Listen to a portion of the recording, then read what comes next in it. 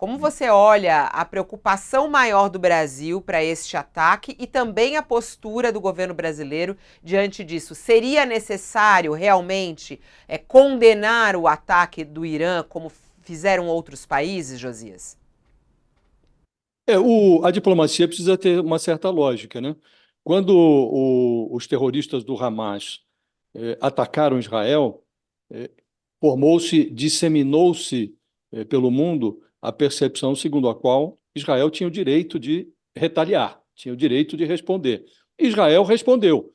Depois disseminou-se também pelo mundo a percepção de que a resposta de Israel se converteu numa atrocidade, porque Israel, a pretexto de responder ao Hamas, transformou a sua resposta numa punição coletiva que já levou à cova mais de 30 mil pessoas, mais de 30 mil palestinos. E o governo brasileiro condenou, reconheceu na origem o direito de Israel de responder, e depois, quando essa resposta virou uma punição coletiva, o Itamaraty não hesitou, o presidente Lula não hesitou em condenar a dimensão do desastre que foi produzido por Israel na faixa de Gaza. Agora, do mesmo modo, o Israel fez o ataque à embaixada do Irã em Damasco, na Síria, e, evidentemente, o ataque que o Irã se julgava no direito de fazer foi desproporcional em relação ao que foi realizado por Israel. Então, a posição do Brasil é muito correta no sentido de defender uma, uma pacificação de ânimos, de rogar para que não haja uma escalada e tudo isso. Agora, nessa nota poderia haver, sim, uma condenação, até por uma questão de lógica, ao ataque que o Irã fez contra Israel. O governo erra a não fazer isso. E há um risco de nós enfrentarmos um problema econômico, não só no Brasil, no mundo inteiro, porque estamos falando de uma região que é grande produtora de combustíveis, o Irã especialmente produz muito petróleo e, obviamente, isso tem reflexos econômicos. A Petrobras já está às voltas aí com uma política de preços que produziu até aqui um descompasso de alguma coisa em torno de 17% em relação ao preço praticado no Brasil e o valor do barril de petróleo no mercado internacional. Então, o petróleo deve subir, o preço deve subir, no contexto já atual, se houver uma escalada, aí mesmo é que vai subir e a crise vai ganhar outras proporções, né? A gente está diante de um quadro, Fabíola. Essa ofensiva do Irã contra Israel instilou no mundo o receio de uma elevação sem precedentes dessa temperatura no Oriente Médio, né? A escalada bélica não atingiu ainda o ápice, mas há um excesso de irracionalidade que desestimula qualquer visão otimista. Uma insânia gera outra, a loucura seguinte atropela a anterior, os desatinos se multiplicam em outros desatinos, né? Então, a gente lembrou aqui, ao massacrar 1.200 pessoas em Israel, no dia 7 de outubro de 2023, o Hamas produziu o maior atentado terrorista no mundo desde o 11 de setembro. Ao destruir a faixa de Gaza, enviando à cova mais de 30 mil palestinos, o governo de Israel converteu o que poderia ser uma resposta legítima numa hedionda punição coletiva que incluiu crianças, mulheres. Com a imagem internacional já bem estilhaçada, o Benjamin Netanyahu alvejou com mão de gato, sem admitir, a embaixada do Irã em Damasco. Matou oficiais graúdos ali das guardas revolucionárias iranianas, e o Irã se sentiu à vontade para também reivindicar o seu direito à resposta. E aí dispensou os ataques por procuração que costuma realizar ali por meio de grupos como o Hamas, o Hezbollah. Então, Teherã enviou diretamente do seu território os drones e os mísseis para Israel, sem intermediários dessa vez. E teve o cuidado de telegrafar, como bem lembrou o Jamil.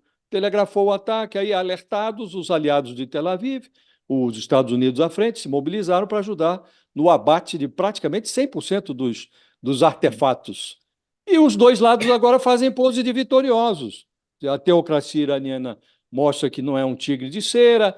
Israel forçou potências que retiravam o pé da sua canoa a darem meia volta. Então, aliados do clepto-gabinete do Netanyahu, como o Joe Biden, viram-se compelidos a se reaproximar. Agora estão tentando evitar um contra-ataque que Israel diz que é incontornável. Então,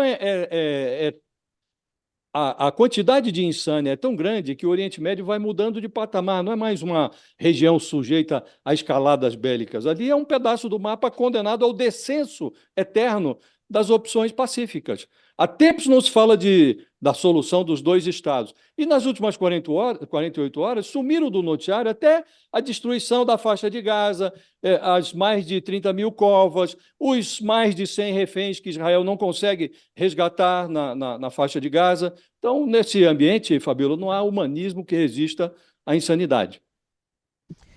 Tá aí a análise do Josias. Interessante. Quero te ouvir também, tá, Alice? Primeiro, essa resposta ou não resposta do Brasil, né? Como é que você analisa essa postura do Brasil, a preocupação em relação a petróleo e a essa guerra em si, né? Que escalada que chegou. Bem, a grande preocupação com essa guerra entre o Irã e Israel é que ela se torne um movimento nuclear. Tanto Israel quanto o Irã se sabe que tem condições de produzir a bomba nuclear e, se houver uma escalada, há um risco real de que acabe se tornando um conflito nuclear. Aí já era, né?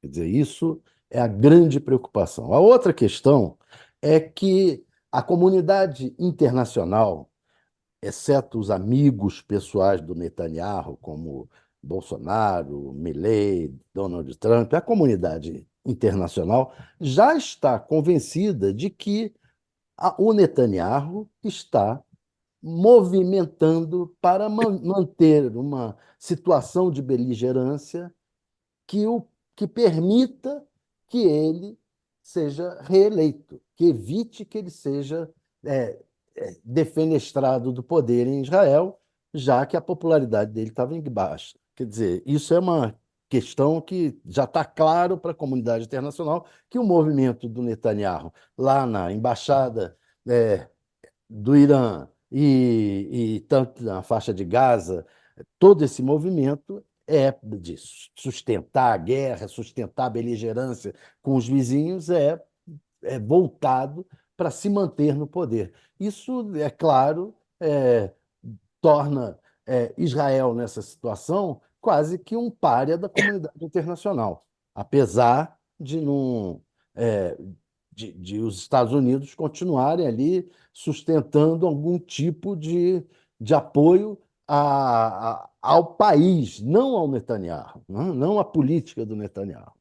A outra questão é a questão brasileira. Para o Brasil, nós estamos num momento em que o Lula queria ver a economia deslanchar.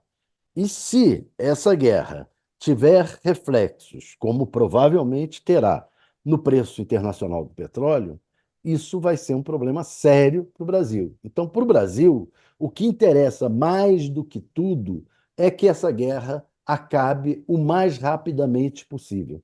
Não sei se vai ser possível diante dessa postura do Netanyahu. Aliás, é muito engraçado, o embaixador de Israel até falou agora que está decepcionado com o Brasil. Eu não entendo como é que pode estar decepcionado com um país que eles declaram o presidente como persona não grata em Israel. Então, não há decepção. Eles provavelmente esperavam que a reação do Brasil fosse essa. E a reação do Brasil não está sendo uma reação contra Israel, está sendo uma reação a favor da paz, na tentativa de evitar que esse conflito torne a situação econômica do mundo muito pior do que já está. É essa a questão.